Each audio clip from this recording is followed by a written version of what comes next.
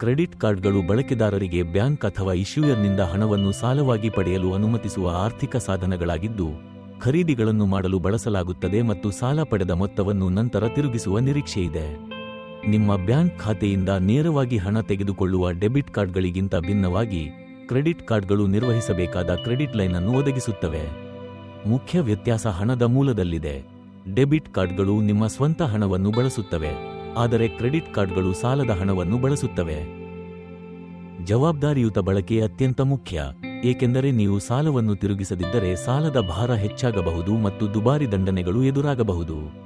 Credit ಕಾರ್ಡ್ಗಳು ಹೇಗೆ ಕಾರ್ಯನಿರ್ವಹಿಸುತ್ತವೆ ಎಂಬುದನ್ನು ಅರ್ಥಮಾಡಿಕೊಳ್ಳುವುದು ಮತ್ತು ಜಾಗರೂಕವಾಗಿ ಬಳಸುವುದು ನಿಮ್ಮ ಕ್ರೆಡಿಟ್ ಇತಿಹಾಸವನ್ನು ಉತ್ತಮಗೊಳಿಸಲು ಸಹಾಯ ಮಾಡುತ್ತದೆ ಮತ್ತು ಆರ್ಥಿಕ ಸಂಕಷ್ಟಗಳನ್ನು ತಪ್ಪಿಸಲು ಸಹಾಯ ಮಾಡುತ್ತದೆ. ಕಡತಗಳು ಸಹಾಯಕ ಹಣಕಾಸು ಸಾಧನವಾಗಿರಬಹುದು, ಆದರೆ ನಿಜವಾಗಿಯೂ ಅಗತ್ಯವಿರುವಾಗ ಮಾತ್ರ ಸಾಲ ತೆಗೆದುಕೊಳ್ಳುವುದು ಮುಖ್ಯ.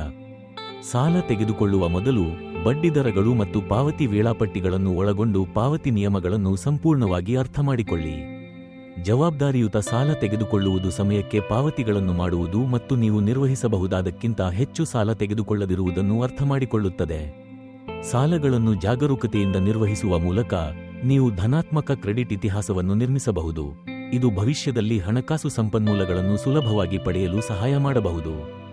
ಜಾಗರೂಕ ಪರಿಗಣನೆ ಮತ್ತು ಮಾಹಿತಿ ಆಧಾರಿತ ನಿರ್ಧಾರಗಳು ಹಣಕಾಸು ಆರೋಗ್ಯವನ್ನು ಕಾಪಾಡಿಕೊಳ್ಳಲು ಮುಖ್ಯವಾಗಿದೆ.